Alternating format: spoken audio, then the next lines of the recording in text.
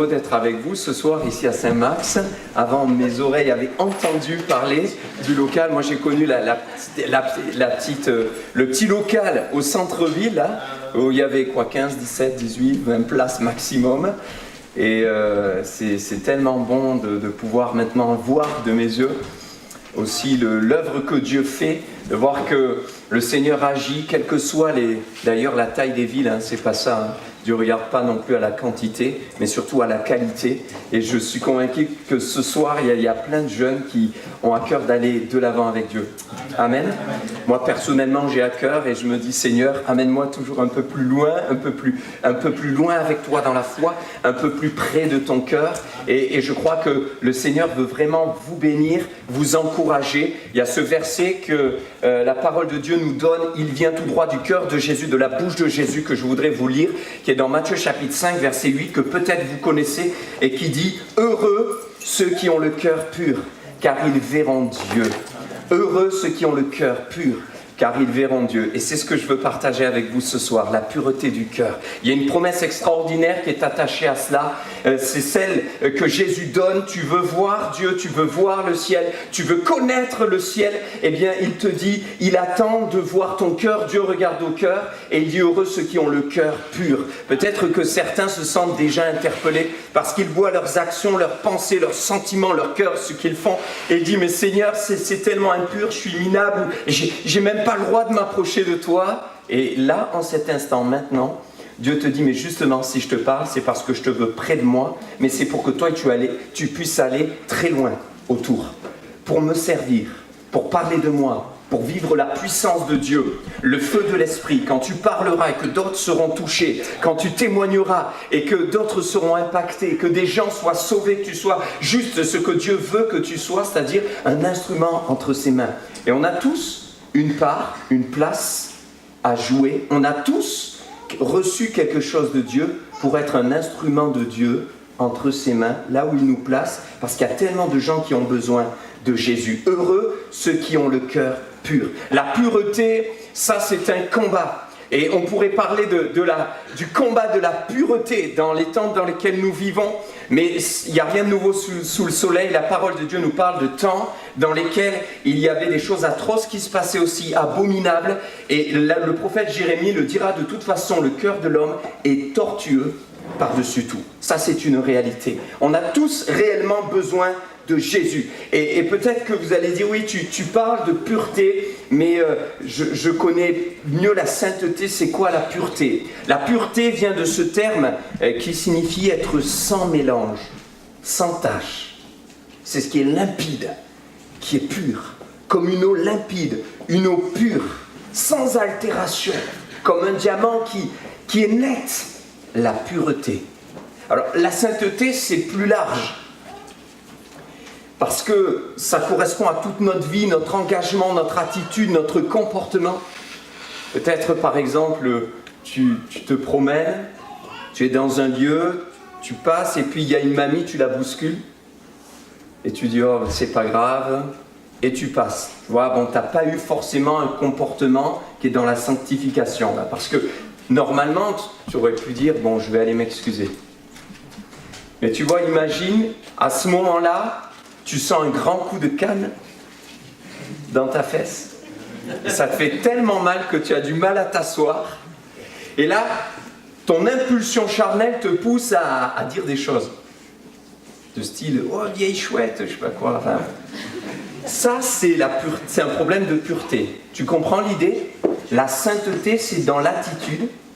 Et puis, quand tu vas prononcer des paroles, c'est là que tu peux tomber dans l'impureté, des paroles impures, des attitudes impures. Et bien sûr, la parole de Dieu parle de l'impureté sexuelle, l'impureté morale. Ça a trait à toute cette catégorie de choses. Ce soir, j'aimerais simplement d'abord te rappeler une chose, c'est que Dieu est pur, est parfaitement pur comme personne d'autre. Dieu est pur et Dieu aime la pureté. Quand il avait dit à Moïse et au peuple, il va falloir maintenant placer des objets, quand il avait donné des ordonnances à Moïse par rapport au tabernacle, par rapport au propitiatoire, il fallait que tout soit pur. Les lampes devaient être faites d'or pur, le chandelier d'or pur.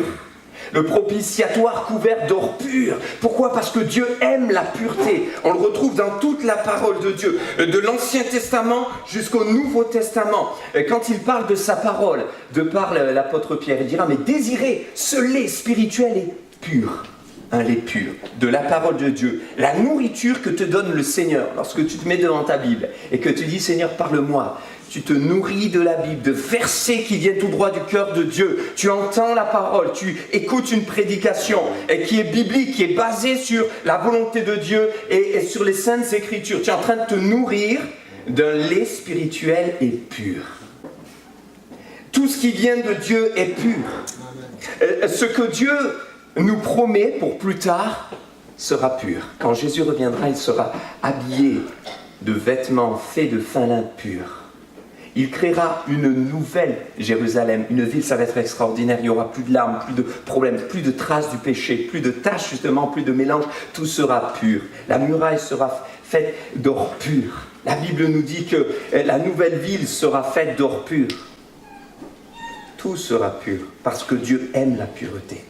Et c'est un défi pour toi, pour moi, c'est un défi pour chacun d'entre nous, dans les temps dans lesquels nous vivons. Je regardais un petit peu, et vous savez que les sites les plus visités sont les sites de pornographie, les sites malsains, dans lesquels sont recensés plus de 20 milliards de visites par an. En tout cas, le site qui est le plus visité, plus de 20 milliards. Et tu dois comprendre, je dois comprendre, nous devons tous comprendre qu'en fait, derrière, il y a un immense défi parce que c'est un combat qui est spirituel. Et il y a des enjeux parce qu'il y a des esprits malins et le diable tient l'homme de par l'impureté. Et il essaie aussi de maintenir toute une jeunesse dans la culpabilité, dans la paralysie spirituelle à cause de cela. Il veut tout faire pour que tu te dises « je ne suis pas digne, je ne mérite pas, donc j'y vais pas. Je ne peux pas témoigner.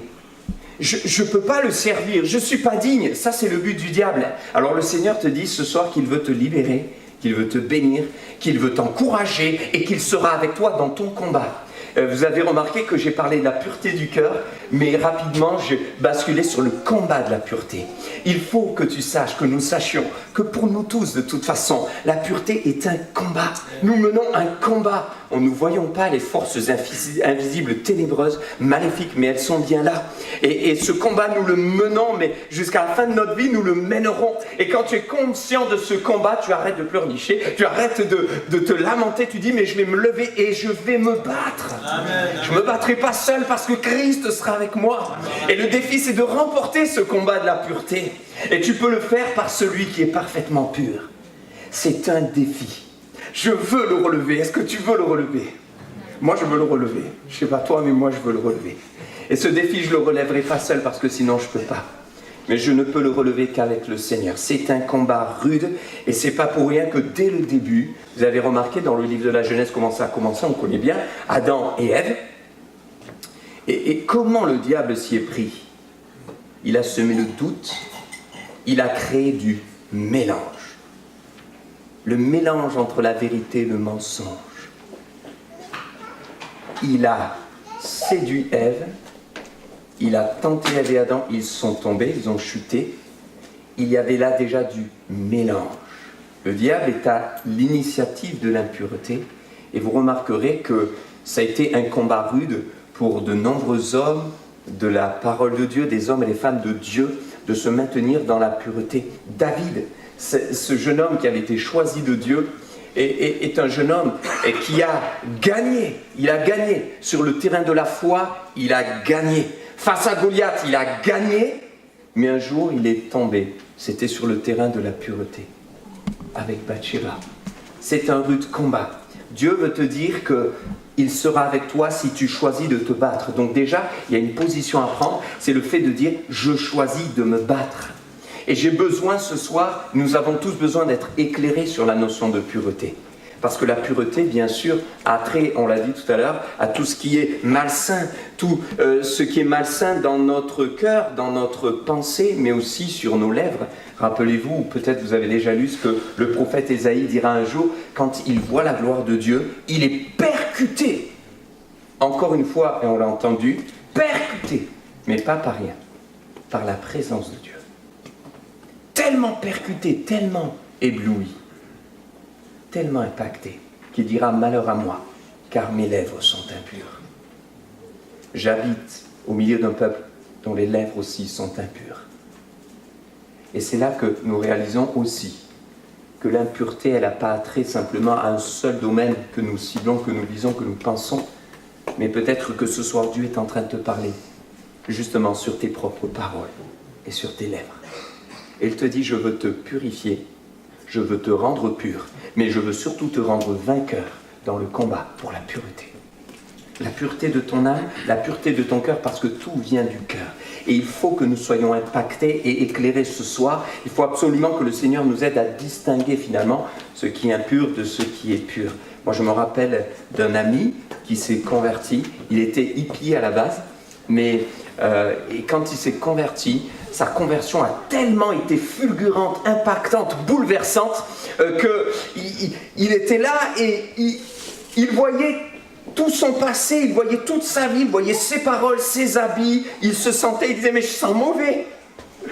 Il disait « mais je parle mal ». Tout à coup, tout s'est éclairé. Il voyait son attitude comme mauvaise. Il se rendait compte tout à coup que ce qu'il avait à la maison, c'était pas bon. Tout s'était éclairé. Amen. Et le Seigneur veut nous aider aussi à distinguer ce qui est pur de ce qui est impur. On le voit aussi dans l'Ancien Testament. Mais l'Ancien Testament, c'est l'ombre des choses à venir. Et dans le livre du Lévitique, on voit plein d'ordonnances qui étaient données par Dieu. Mais il y a quand même la conclusion, et c'est ça que l'on doit tirer. C'est le sens spirituel que Dieu voulait donner. Et à chaque fois, vous retrouvez dans le livre du Lévitique, bien souvent, afin que vous puissiez distinguer ce qui est pur de ce qui est impur. Et ce soir, Dieu veut t'éclairer. Peut-être même tu es assis sur ta chaise et tu ne te rendais pas compte jusqu'à maintenant que tu avais des paroles qui te rendaient impur. Tu es assis sur ta chaise, peut-être tu ne te rendais même pas compte que tu avais une manière de te comporter avec une personne qui est impure. Tu es borderline, tu vois, mais Dieu te dit, pour moi, tu es dans l'impureté. Tu salis ton cœur et tu fais du mal autour de toi. Finalement, tu t'autodétruis et même tu t'éloignes du plan de Dieu pour toi. Je t'aime, te dit Dieu. Viens à moi. N'attends pas.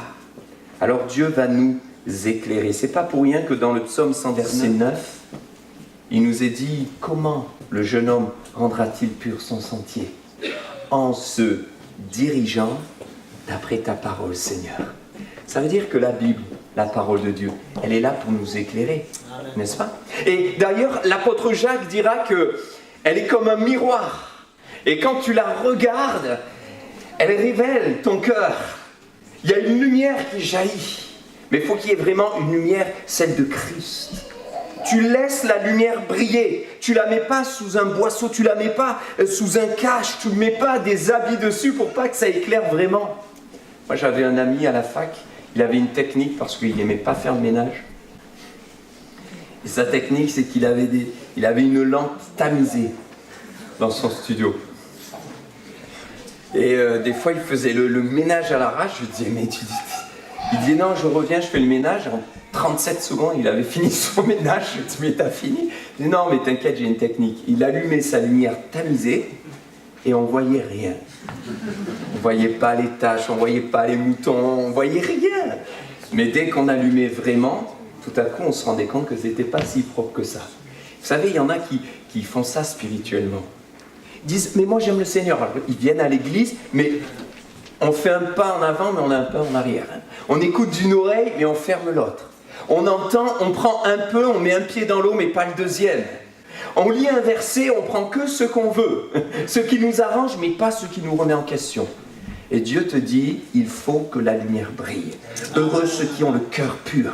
Mais il faut que sa lumière me montre réellement qui je suis. Il faut que sa parole éclaire. La parole de Dieu, elle nous éclaire. Le Saint-Esprit nous éclaire. Il faut se laisser convaincre et être vrai devant Dieu. Être authentique. Parce que finalement, le problème de la pureté, c'est un problème de cœur. Voilà pourquoi Jésus avait dit, heureux ceux qui ont le cœur pur. C'est un problème de cœur. Il y a un papy, un jour, qui a été emmené par sa petite fille aux urgences. Ça semblait assez grave, mais en fait, ça faisait quelques semaines que ce problème traînait. Il avait des problèmes de vision. il voyait mal. Puis on lui avait dit, mais quand même, ce serait bien que tu ailles voir le médecin. Non, mais tout va bien, t'inquiète pas. Et puis le lendemain de ses enfants, un autre de ses enfants est allé le voir et lui dit, vraiment papa, il faut... Moi, je m'inquiète parce que ça fait quelques semaines que ça dure. Non, non, jusqu'au jour où il a fait un malaise, on l'a amené aux urgences. Finalement, c'était beaucoup plus grave que ce qu'on pensait. Il y avait un infarctus qui était là. Un problème de vision, un trouble de la vision, mais qui cachait quelque chose de beaucoup plus grave. Et parfois, Dieu te dit, tu vois, l'impureté, c'est plus que juste avoir été léger avec tes paroles. En réalité, au-delà du mot, c'est ton cœur qui était souillé. Au-delà du mot, c'est ton cœur qui n'est pas entier à Dieu. C'est pourquoi Dieu dit, reviens à moi de tout ton cœur. Reviens à moi, je t'aime et je veux te purifier. Il est important de comprendre que c'est parce que Dieu nous aime qu'il nous dit la vérité. Comme on l'a entendu tout à l'heure dans le don de prophétie, où Caïn, lui, refusait quelque part de se laisser convaincre et Dieu lui a dit, le péché se couche à ta porte. Mais toi, domine sur lui, donc il avait la possibilité de réagir et tu as la possibilité ce soir de réagir. Dieu ne t'accuse pas, Dieu ne t'enfonce pas. Il te dit, je t'aime, mais c'est tellement beau ce qui est pur, c'est tellement bon ce qui est pur. Dieu te dit, j'aime la pureté, mais finalement on pourrait se poser la question, est-ce que nous on aime la pureté ? Et Dieu te dit, j'aimerais tellement toi aussi tu aimes la pureté, que tu désires la pureté.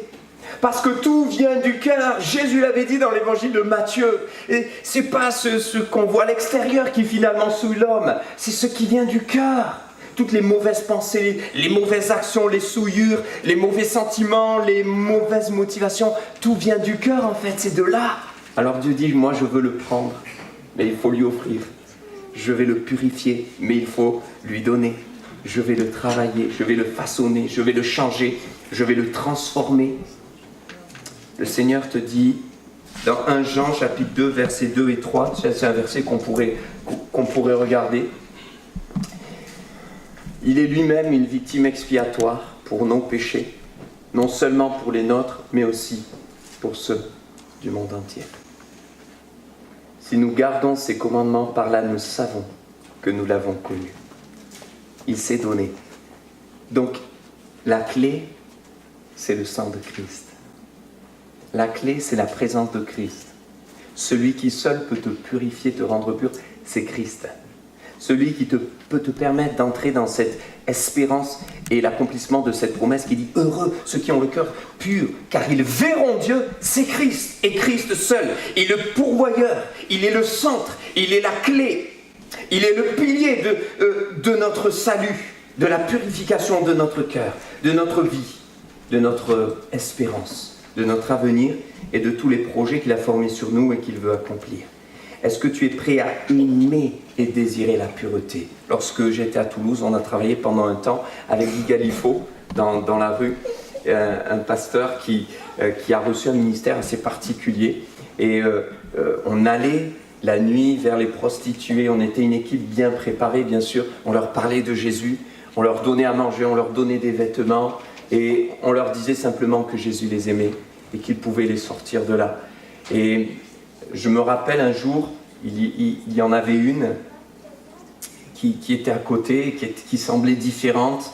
On avait discuté, on avait demandé aux autres qui était cette jeune femme et elles ont rigolé, elles ont dit non mais elle c'est différent, c'est une SDF en fait.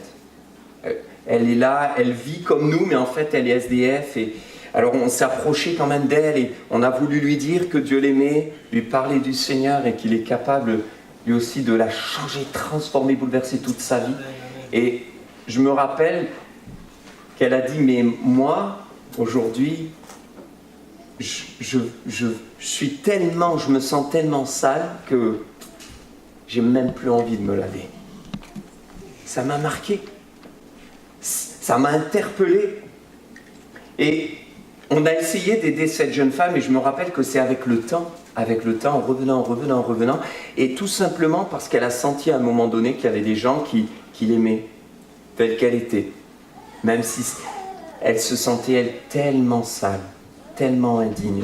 Avec le temps, elle a accepté qu'on prie pour elle, Elle a accepté qu'on lui offre une Bible. Elle a commencé à lire la Bible. Elle a commencé à croire en ce que la Bible disait. Elle a commencé à changer peu à peu. Et je crois que c'est ce que Dieu... Je ne l'ai jamais revue. Je ne peux pas vous dire si elle s'est vraiment convertie, si elle est sortie de là. Dieu seul sait. Mais je crois que le Seigneur parfois aussi veut travailler avec nous dans le temps.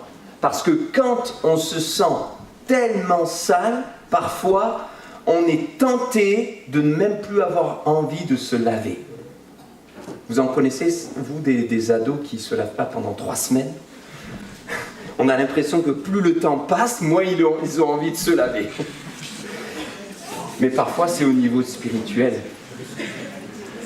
On avait vu un reportage avec... Moi, j'avais dit les ados, pourtant il y en a qui se sentent visés là, ce soir. Je visais personne. Bon, il y a peut-être des ados parmi nous, mais qui se lavent tous les jours. C'est bien. On avait vu un reportage avec Marilyn, ma femme, ça m'avait interpellé. C'était des jeunes filles étudiantes qui, pour payer leurs études, se prostituaient. C'était terrible. Et il y a une fille, ça m'a marqué son témoignage, parce qu'elle disait que quand elle rentrait le soir, elle prenait des brosses en fer. Elle allait sous la douche et elle se frottait jusqu'au sang pour essayer de se purifier, tellement elle se sentait sale. Et je me suis dit, mais Seigneur, il n'y a que toi qui peux purifier, parce qu'en fait, la purification, elle va au-delà du corps. La purification, c'est d'abord le cœur. Et en plus, Dieu purifie notre conscience. Ça veut dire qu'il nous redonne la paix et l'assurance que quand on lui demande pardon, on est pardonné. Mais il faut le désirer. Regardez le Proverbe 22, verset 11, ce qui nous dit sur celui qui aime la pureté. Oui, il aime la pureté, et celui qui aime la pureté du cœur et qui a la grâce sur les lèvres a le roi pour ami. Et je peux te dire que c'est valable pour Jésus-Christ, parce que le roi des rois, c'est notre Seigneur Jésus-Christ. Et personne d'autre. Celui qui aime la pureté. Je me rappelle aussi de cette femme, vous savez, qui est venue au pied de Jésus. Elle était méprisée des autres. Elle a déversé son parfum, un parfum de nard pur. Et aux yeux des autres, elle était sale, elle était indigne, elle ne méritait pas. Mais aux yeux de Dieu, ce qu'elle faisait, c'était beau, c'était pur. Elle le faisait avec son cœur. Tu sais, il y a une clé qu'il faut que tu chérisses ce soir et que tu prennes dans ta main. C'est la clé que l'apôtre Jean nous dit dans la première lettre au chapitre 1er, versets 7 à 9, où il dit, mais si nous marchons dans la lumière, encore une fois, tu vois, si tu acceptes que la lumière vienne, et que le Seigneur te dise, ah, tu vois là, cette phrase, ça va pas. La manière dont tu parles, c'est impur. Tu vois là, ce que tu regardes, c'est vraiment, tu salis ton cœur. Regarde là, ton attitude avec telle personne, elle n'est pas nette. Si tu marches dans la lumière comme lui-même est lumière, alors le sang précieux de Jésus te purifie de tout péché. Amen. Le sang précieux de Jésus te purifie de tout péché, oui, mais si tu marches dans la lumière, comme lui-même est lumière. Et ensuite, l'apôtre Jean précise en disant, si nous confessons nos péchés, il est fidèle et juste pour nous les pardonner, pour nous purifier de toute iniquité. Si nous confessons, ce soir, Dieu t'invite à prendre cette clé. Et il te dit, confesse. C'est plus que des mots, mais il y a un pouvoir dans la confession. Pas pouvoir magique, pas pouvoir de superstition, mais il y a une puissance qui se dégage. Vous savez, quand vous êtes en face de gens parfois qui sont enténébrés, voire possédés, ils ont du mal à prononcer le nom de Jésus. Je me rappelle un jour de cette femme qui était là, qui me disait, j'ai des problèmes, j'ai des vertiges, j'en étais là, et j'ai dit, on va prier. Et puis, quand je commence à prier, elle commence à se dandiner. Et puis là, j'ai compris qu'il y avait une possession démoniaque, un frère qui est venu, une sœur aussi est venue, et puis on s'est mis à prier. Et puis quand elle a ouvert les yeux, je lui ai demandé, mais est-ce que vous voulez vous en sortir, vous voulez de Jésus? Elle a dit oui, alors allez-y. Et c'était impossible pour elle de confesser le nom de Jésus. Elle n'y arrivait pas. Ce n'est pas qu'elle, personnellement, n'y arrivait pas, puisqu'elle le voulait, mais le démon refusait. Il y avait un combat spirituel. Et dès qu'elle disait... ça sortait pas, c'était trop dur. Le diable sait que quand tu confesses, il y a une force. Tu affirmes, tu assures, tu dis « je veux de Jésus-Christ ». Et elle a été délivrée au moment où elle a réussi à dire « Jésus-Christ ». Et là, on a senti comme quelque chose qui sortait d'elle. Qui l'a délivrée? Jésus. C'est pas moi, c'est Jésus qui l'a délivrée. Quand Jésus a entendu le cri de son cœur, alors elle était dans cette situation. Mais j'aimerais te dire que d'une manière générale, eh bien, on a besoin de confesser. C'est pas pour rien aussi que Jésus avait dit, voyez cette montagne, parce que là, il y en a beaucoup qui se disent peut-être, mais pour moi, oui, la pureté est un combat. Et le combat de la pureté, je ne le remporterai que lorsque j'aurai réussi à déplacer cette montagne. Et Jésus te rappelle qu'il avait dit à ses disciples, si vous dites à cette montagne, ôte-toi de là et jette-toi dans la mer, elle le fera. Si vous désirez, elle le ferait. En fait, ce n'est pas une question de prendre la montagne, tu ne vas pas y arriver. Même si tu as des muscles, ça ne marchera pas. C'est une question de confesser. Donc il y a une question de foi là. C'est une question de foi. Ce n'est pas la confession mécanique, méthode oui, c'est la foi. Je confesse, Seigneur, que je t'appartiens. Et il te dit, ce soir, confesse, avoue, viens à ses pieds, dis-lui tout. C'est ce que David avait fait. J'ai parlé de David qui, sur le terrain de la foi, avait gagné. Face à Goliath, avait gagné. Mais sur le terrain de la pureté, était tombé. Mais qu'a-t-il fait? Il n'en est pas resté là. Il a dit, ô Dieu, crée en moi un cœur pur. Dans le psaume 51. Crée en moi un cœur pur. Que c'est beau. Vous avez déjà réfléchi à ça? Crée en moi un cœur pur. Est-ce que tu peux dire ce soir au Seigneur, je confesse mon péché, je confesse mon impureté, je confesse mes combats, je confesse cette montagne, mais je confesse surtout et je déclare que tu peux l'ôter de devant mes yeux. Et je déclare et j'ordonne à cette montagne de sauter de devant moi, dans les deux sens du terme, S' et SAU. Seigneur, crée en moi un cœur pur et renouvelle en moi un esprit bien disposé. Quand on a confessé, c'est important de croire. C'est la foi. Ça paraît simple, hein? Jésus a dit, le juste marchera par la foi. Et la foi, c'est de dire, si je confesse, il me faut croire aussi ce que le Seigneur me pardonne. Puisqu'il dit, si tu confesses de ta bouche, je te pardonnerai, je vous purifierai. Il te faut le croire. Peut-être que l'obstacle qui est devant toi, là, c'est l'incrédulité. Tu ne réalises pas la valeur du sang de Jésus, qui est pur. Une goutte du sang de Jésus te purifie de tout péché. Peut-être que quelqu'un aussi est en train de se cacher. Et Dieu te dit, arrête de te cacher. Tu as besoin toi aussi d'avoir un cœur pur. Regardez le Proverbe 28, ce qu'il dit, verset 13. Celui qui cache ses transgressions ne prospère point, mais celui qui les avoue et les délaisse obtient miséricorde. Dieu voit tout. Vous le savez ça? Il voit tout, il entend tout. Moi, ça me fait sourire quand je vois à la télévision, des fois sur des caméras cachées, vous savez, des gens qui sont filmés, mais ils ne le savent pas. Et ils croient qu'on ne les voit pas. Et des gens qui essaient de dérober quelque chose ou quoi, alors ils sont là, regardent à gauche, à droite. Et tout le monde les voit sur les caméras.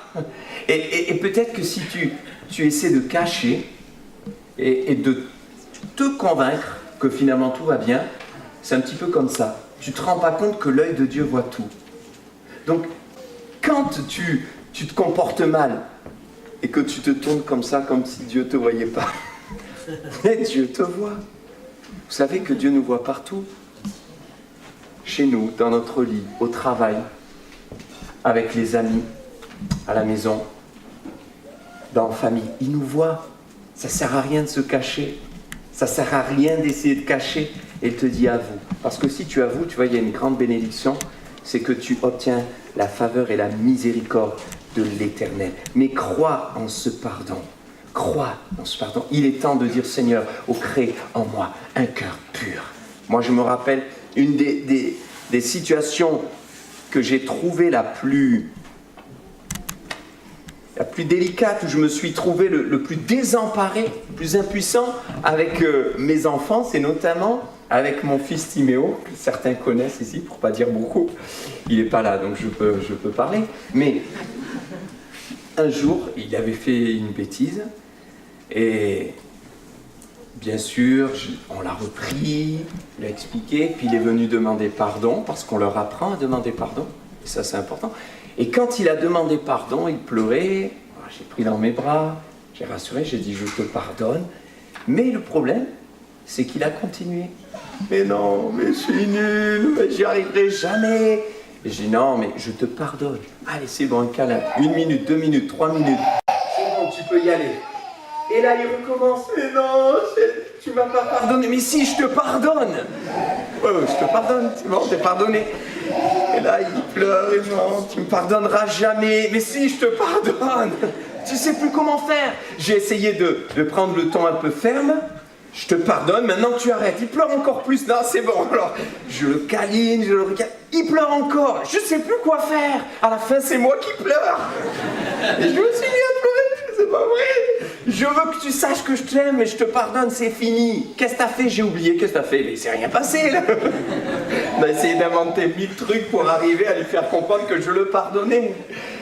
Le cœur du Père pleure quand tu ne crois pas en son pardon.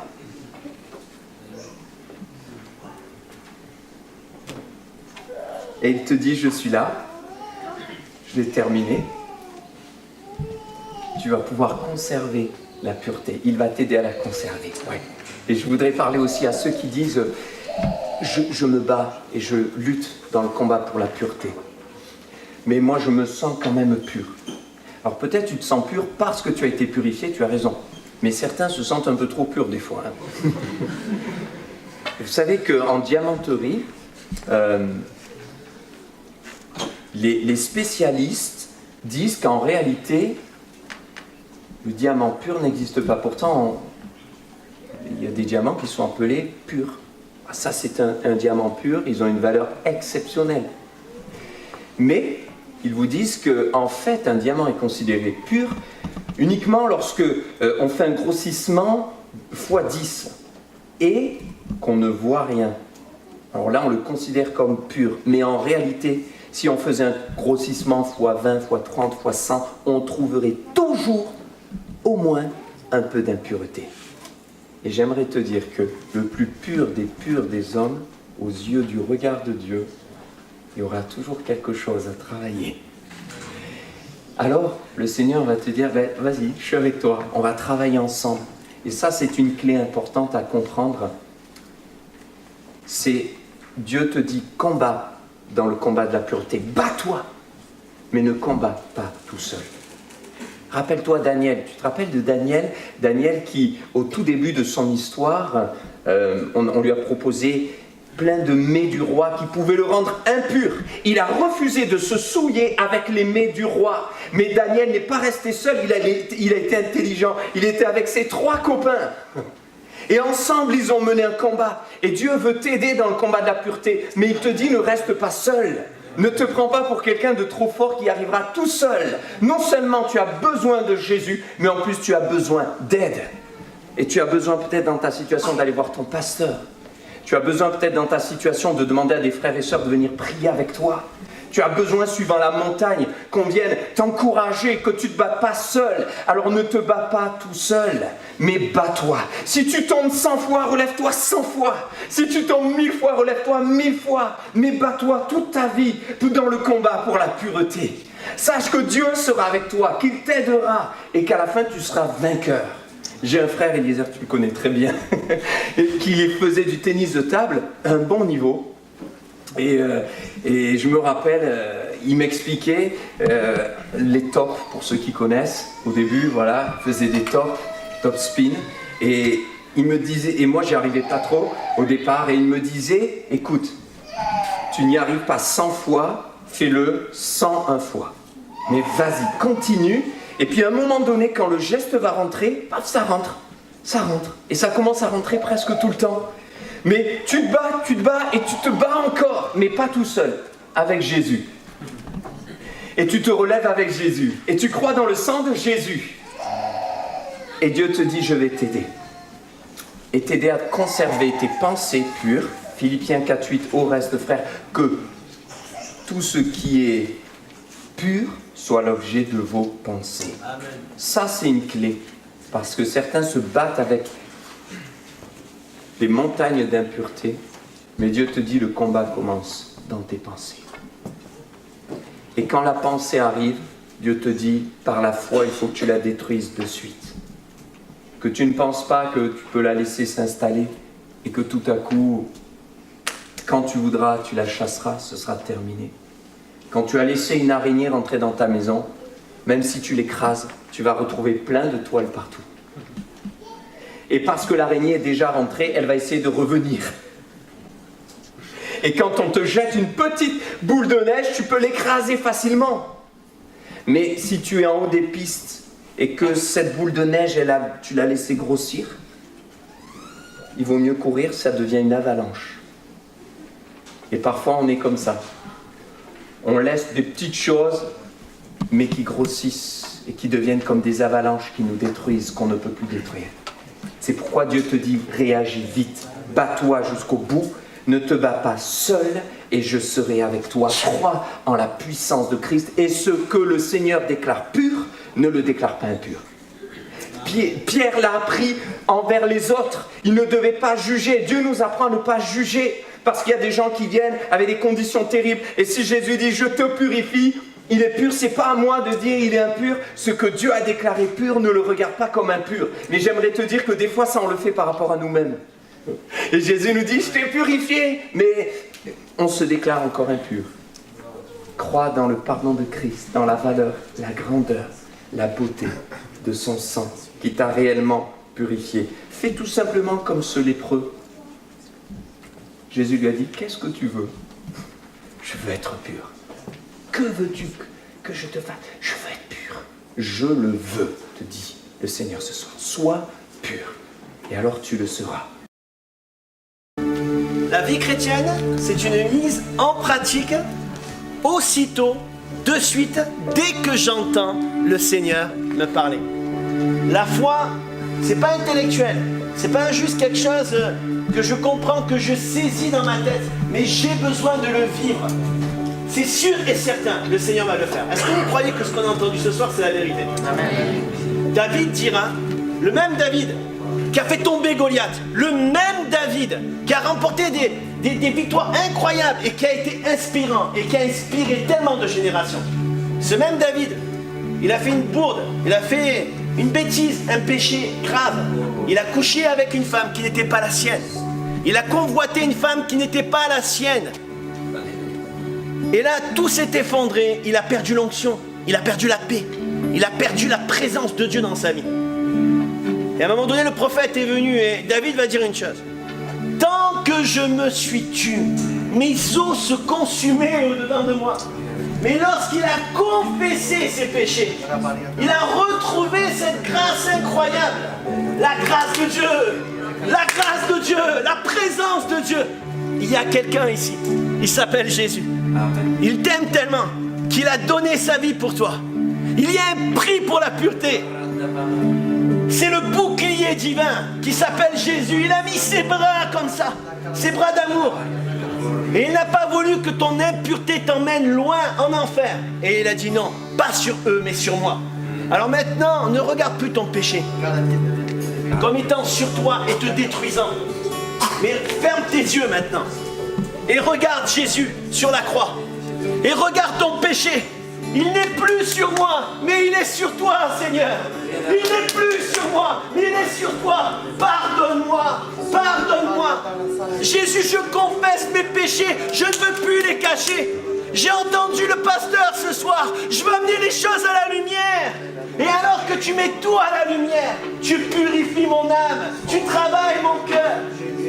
Quand Jésus fait une œuvre à l'intérieur, ça se voit à l'extérieur. Quand Jésus fait une œuvre à l'intérieur, ça s'entend au niveau de ta bouche. Ça se voit au niveau de ton attitude. Notre prière, elle ne changera rien ce soir.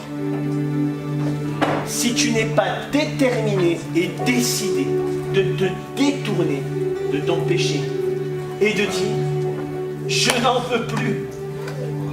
Vous savez, des fois, on regarde le péché comme quelque chose de beau, d'agréable. Mais Paul, il dit, je le regarde comme de la boue. Je ne veux pas retourner à mon vomi. Je n'ai pas envie de regarder ces choses comme étant quelque chose d'utile, de bon. Mais je le regarde comme de la boue. Regarde ces choses comme de la boue ce soir. Et que tu puisses dire au plus profond de ton âme, Seigneur, je veux amener les choses à la lumière et je veux les confesser. Tu vas vivre dans ces instants maintenant une délivrance et une transformation. Parce que tu crois au principe que tu as entendu et parce que tu vas maintenant confesser. J'ai un sale caractère, Seigneur. J'ai besoin d'aide. Je suis colérique, je suis impulsif. Je convoite toujours ce que les autres ont. Je me sens pas bien au-dedans de moi. J'ai un mal-être. Je croyais avoir reçu quelque chose, mais je me sens tellement rejeté, inutile. Et Jésus te dit, alors que tu te sens rejeté, inutile, moi je t'ai choisi. Moi je t'aime. Moi je te pardonne. Ce que les hommes ne voient pas, moi je le vois. Moi je vois ce que je vais faire au travers de ta vie. Est-ce que tu le crois? Allô? Amen. Est-ce que tu le crois? Est-ce que tu le veux? Est-ce que tu veux être purifié? Connaître les choses ne suffit pas. Jésus veut que tu vives sa parole. Amen.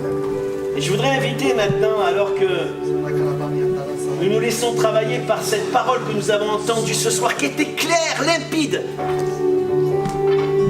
que ceux et celles qui veulent se positionner ce soir et retrouver ce chemin, cet esprit combatif de dire « Je ne me laisserai pas asservir par le péché.